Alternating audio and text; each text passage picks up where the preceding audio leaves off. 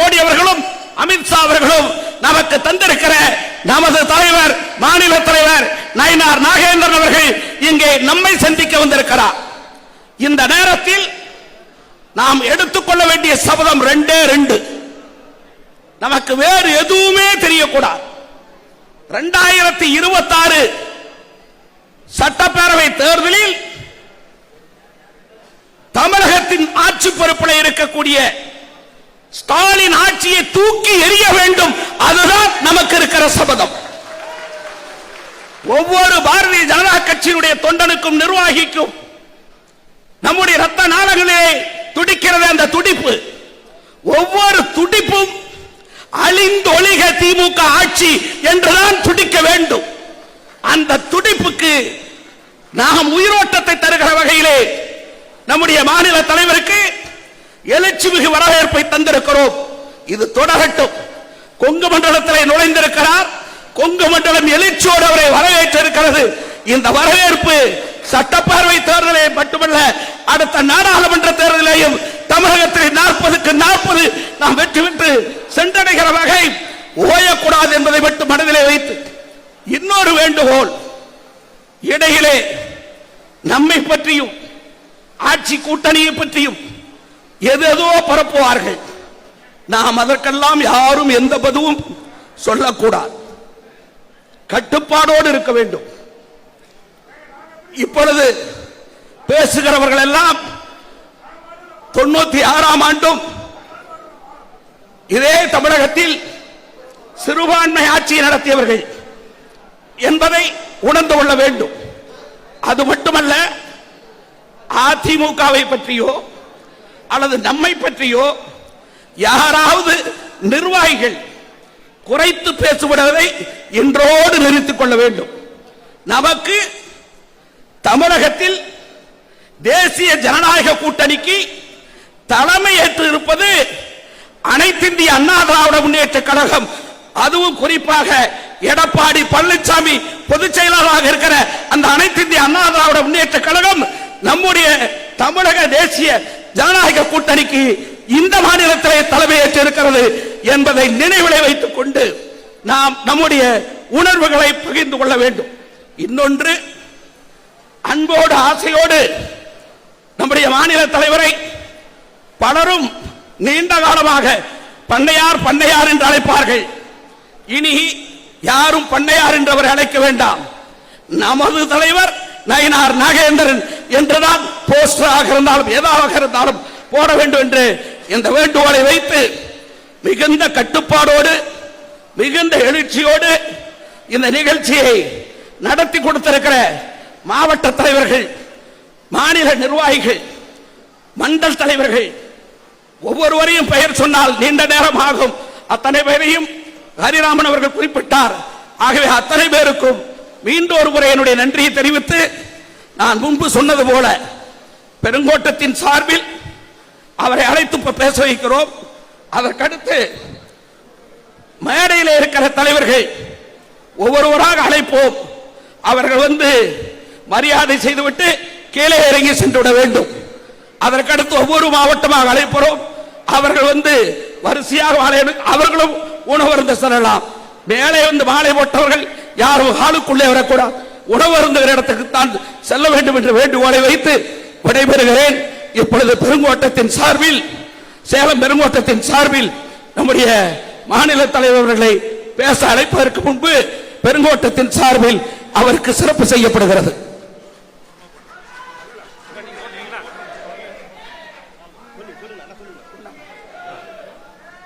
சேலம் பெருங்கோட்டத்தின் சார்பாக மாநில தலைவர் அன்பு தலைவர் நயினார் நாகேந்திரன் அவர்களுக்கு பெருங்கோட்டத்தினுடைய பொறுப்பாளரும் மாநில துணைத் தலைவரும் அன்னார் KP ராமலிங்கம் அவர்கள் மாலை அணிவித்து கௌரவம் செய்கிறார்கள். பாரத் மாதா கி, பாரத் மாதா கி, பாரத் மாதா கி.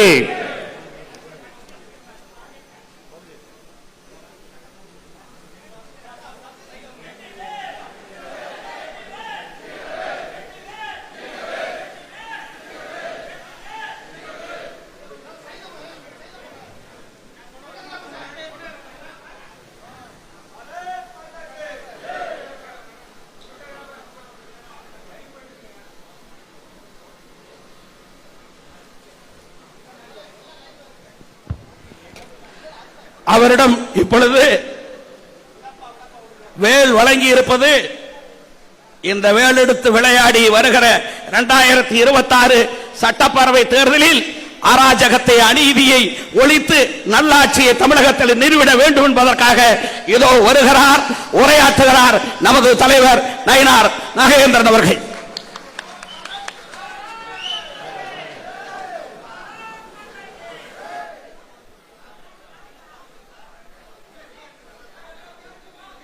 அனைவருக்கும் வணக்கம். சேலம் பெருங்கோட்டத்தினுடைய சார்பாக மாவட்ட தலைவர்கள், மண்டல தலைவர்கள் மற்றும் கிளை கழகத்துடைய பொறுப்பாளர்கள், பூத் கமிட்டியுடைய பொறுப்பாளர்கள் இந்த சந்திப்பில் கலந்து கொண்டிருக்கின்ற உங்கள் அனைவருக்கும் மீண்டும் எனது வணக்கத்தை தெரிவித்துக் கொள்கிறேன்.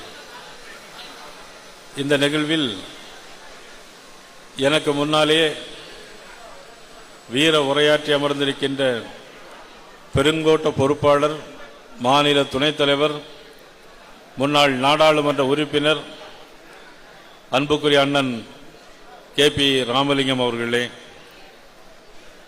இந்த நிகழ்வில் சேலம் இந்த நகரில் மாவட்ட தலைவர் ஹரிராமன் அவர்களே, மாவட்ட தலைவர்கள் சண்முகநாதன் அவர்களே, கரூர் செந்தில்நாதன் அவர்களே, ராஜேஷ்குமார் அவர்களே, அண்ணாதுரை அவர்களே, சுதீர் முருகன் அவர்களே, வெங்கடேசன் அவர்களே, KP சரவணன் அவர்களே, C சரவணன் அவர்களே, கிருஷ்ணகிரி கவியரசு அவர்களே, கிருஷ்ணகிரி மேற்கு நாராயணன் அவர்களே, முன்னாள் சட்டமன்ற உறுப்பினர்கள் அன்புக்குரிய அண்ணன் வெங்கடாஜலம் அவர்களே, சிவபிரகாசம் அவர்களே, அண்ணன் வடிவேல் அவர்களே, அன்பு தம்பி பாஸ்கர் அவர்களே, NP சத்தியமூர்த்தி அவர்களே, நாகராஜ் அவர்களே, முன்னாள் மாவட்ட தலைவர்கள் KSA சிவபிரகாஷ், மீனா வினோத்குமார், தேசிய மகளிரினுடைய உறுப்பினர் நளினி அவர்களே, பார்வையாளர் தர்மபுரியினுடைய பார்வையாளர் முனிராஜ் அவர்களே, ஜெயராமன் அவர்களே, மாநில விவசாய செயலர் பார்த்தசாரதி அவர்களே, வரதராஜன் அவர்களே, C பாலகிருஷ்ணன் அவர்களே, மணிகண்டன் அவர்களே, சவுந்தரராஜன் அவர்களே, பாலமுருகன் அவர்களே மற்றும் இந்த நிகழ்வில் கலந்து கொண்டிருக்கின்ற பத்திரிகை நண்பர்கள், பொறுப்பாளர்கள், உங்கள் அனைவருக்கும் எனது பணிவு கலந்த வணக்கத்தை நான் தெரிவித்துக் கொள்கிறேன். முதலாக கொங்கு நாடு பகுதியினுடைய நுழைவாயிலாக இருக்கக்கூடிய சேலம் இந்த பகுதியில் உங்களை எல்லாம் சந்திக்கின்ற ஒரு அருமையான வாய்ப்பினை மாநில தலைவர் என்கின்ற முறையில் எனக்கு இந்த வாய்ப்பினை வழங்கிய பாரதிய ஜனதா கட்சியினுடைய அகில இந்திய தலைமை மற்றும் பாரத பிரதமர் நரேந்திர மோடி அவர்கள், நமது உள்துறை அமைச்சர் அமித்ஷாஜி அவர்கள், அகில இந்திய பொதுச் செயலாளர் திரு சந்தோஷ் அவர்கள் அனைவருக்கும் எனது நன்றியும் வணக்கத்தையும் தெரிவித்துக் கொண்டு, இந்த பகுதியில் மட்டுமல்ல தமிழ்நாடு முழுவதும் எண்மண் எண் மக்கள் யாத்திரையின் மூலமாக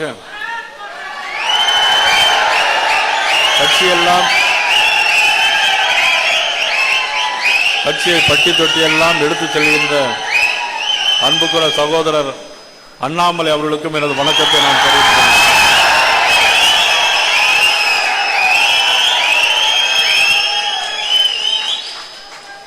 இன்று இந்த மண்டபத்தில் ஏற்படுகின்ற எழுச்சி 2026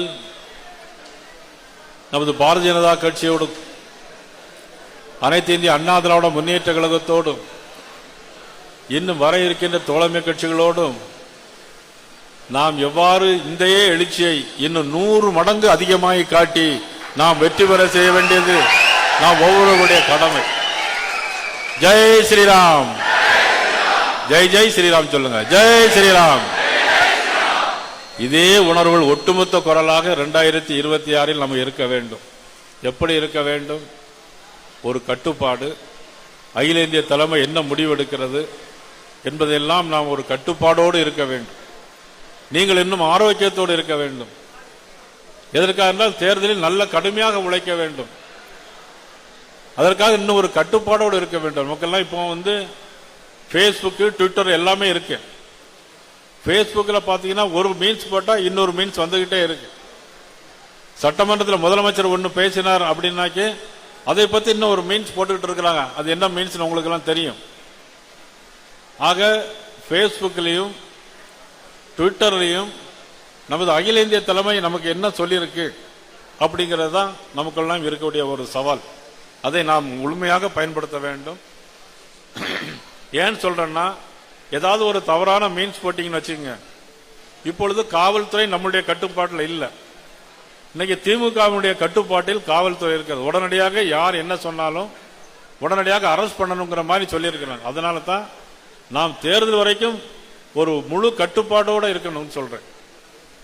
ஃபேஸ்புக், ட்விட்டரில் பயன்படுத்துகிற நம்ம தோழர்கள் வந்து மிகவும் எச்சரிக்கையான முறையில் பயன்படுத்த வேண்டும். இன்றைக்கு அண்ணன் கேபிஆர் அவர்களோடு எல்லோரும் மாவட்ட தலைவரும் சேர்ந்து இன்றைக்கு வேல் கொடுத்துருக்கிறாங்க. அதுவும் வேலையும் பத்திரமா, ஏன்னா மற்ற நேரத்தில் வேலை கொடுத்தா தூர போட்டுருவாங்க. நமது கேபிஆர் ரொம்ப விவரமான ஆள். பார்த்தீங்களா, ஒரு போட்டோ ஃப்ரேம்லேயே அதை ஒட்டி வீட்டில் போய் பத்திரமா வைக்கணுங்கிறதுக்காக வேண்டி கொடுத்து வச்சிருக்கார். வால் போஸ்ட்ல ஒரு போட்டோ எல்லாம் பாத்தீங்கன்னா போறோம், காலேஜில் படிக்கிற போட்டோ கொடுத்தா எல்லாம் போட்டுட்டு இருக்காங்க வால் போஸ்ட் பேனர்ல எல்லாம். என்ன செந்தில்நாதன் சின்ன வயசு, அவருடைய ஃபேஸ் எப்படி இருக்கும்னு தெரியும். அதே மாதிரி போட்டி போட்டோம்னு நினைச்சு வால் போஸ்ட்ல இந்த பேனர் எல்லாம் போட்டுட்டு இருக்காங்க. இனிமேல் வந்து கொஞ்சம் இப்போ உள்ள போட்டோ எல்லாம் எடுத்து கொஞ்சம் போட்டுக்கிட்டு இருக்கீங்க.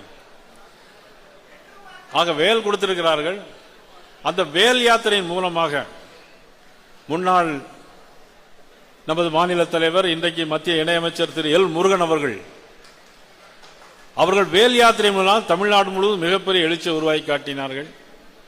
முன்னாள் மாநில தலைவர், இன்னைக்கு மகாராஷ்டிரா மாநிலத்தினுடைய மேதகு ஆளுநர் அண்ணன் சிபி ராதாகிருஷ்ணன் அவர்கள் ரத யாத்திரை மூலமாக கட்சியை தமிழ்நாடு முழுவதும் வளர்த்தார்கள். கிட்டத்தட்ட 15 ஆண்டுகளுக்கு முன்னால். இப்படி ஒவ்வொருவராக வளர்த்து வந்த இந்த கட்சி இன்றைக்கு தலைமை நம்மையெல்லாம் நம்பி நமது அகில இந்திய தலைமை நமக்கு இந்த பொறுப்பை கொடுத்திருக்கிறது. இந்த பொறுப்பு என்று சொன்னால் தேர்தலிலே எப்படி நடக்க வேண்டும், எப்படி நடந்து கொள்ள வேண்டும் என்பதற்காக நமக்கு இன்றைக்கு பெரிய அறிவுரைகளை தந்திருக்கிறார்கள். அவர்கள் தலைமை சொன்ன வழியிலே நாம் நடக்க வேண்டும் என்பதை நான் இந்த நேரத்தில் கேட்டுக்கொள்கிறேன். ஒவ்வொருவரும் கூட்டணியை பற்றியோ ஏதோ பற்றி விமர்சனம் பண்ணினால் அது வேறு விதமாக போய்விடும். ஆகையால் நம்மளது கூட்டணி உறுதியான கூட்டணி, இறுதியான கூட்டணி என்பதை மட்டும் யாரும் நீங்கள் தயவு செய்து மறந்துவிடக் கூடாது. தாமரை தமிழகத்தில் மலர்ந்தே தீரும், இரட்டைலைக்கு மேலே தாமரை மலர்ந்தே தீரும். இந்த கூட்டணி இது வெற்றி கூட்டணி, இது சாதாரண கூட்டணி இல்லை, வெற்றி கூட்டணி. இன்னைக்கு முதலமைச்சர் கூட சொல்லியிருக்கிறாங்க, இது தேர்தல் சந்தர்ப்பவாத கூட்டணி அப்படின்னு.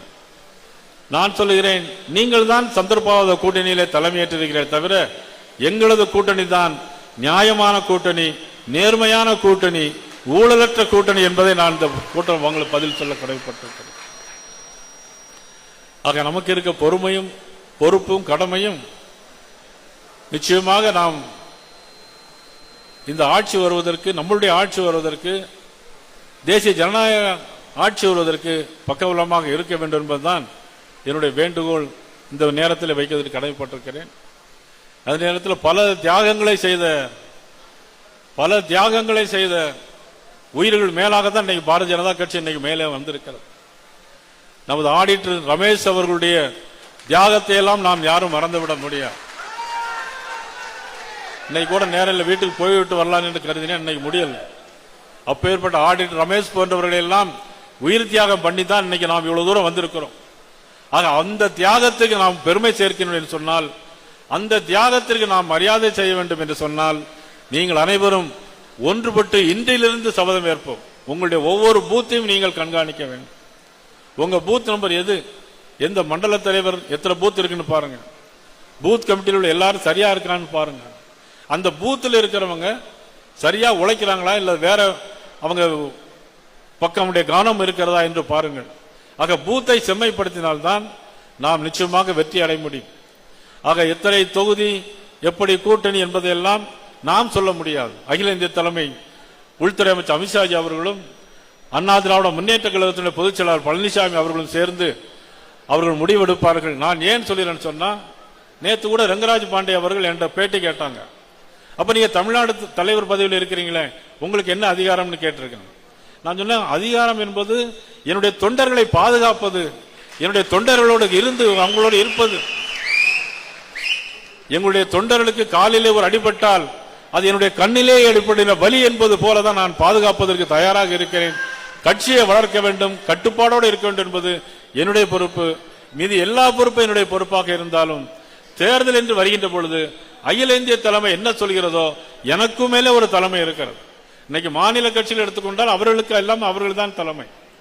ஆனால் எனக்கு மேலே இருக்கிற தலைமை என்ன முடிவெடுக்கிறதோ அதுதான் பாரதிய ஜனதா கட்சியுடைய கடைசி பூத்தில் இருக்க கிளை கழக தொண்டனுடைய கடமையும் அதுவாக தான் இருக்கும் என்பதை நான் இந்த நேரத்திலே நான் பணிவோடு தெரிவித்துக் கொண்டு, ஒன்றுபட்டு அயராது பாடுபட வேண்டும், உழைக்க வேண்டும் என்பதை இந்த நேரத்திலே கேட்டுக்கொண்டு, முதலமைச்சர் அவர்கள் இன்னைக்கு பத்திரிகையை செய்து வந்திருக்கிறது. நாங்கள் என்ன உரிமைக்காக தான் போராடுகிறோம், தமிழ்நாட்டுடைய உரிமை தான் எங்களது முக்கியம் என்று சொல்கிறார்கள். தமிழ்நாட்டில் தமிழக அரசுக்கு அதிக அதிகாரம் வேண்டும், தமிழக மக்களுக்கு அதிக நன்மைகள் வேண்டும், அதற்கு மத்திய அரசு நிதி அதிகமாக தமிழ்நாட்டுக்கு தர வேண்டும் என்பதில் பாரதிய ஜனதா கட்சிக்கு கொஞ்சம் கூட எங்களுக்கு தயக்கம் கிடையாது.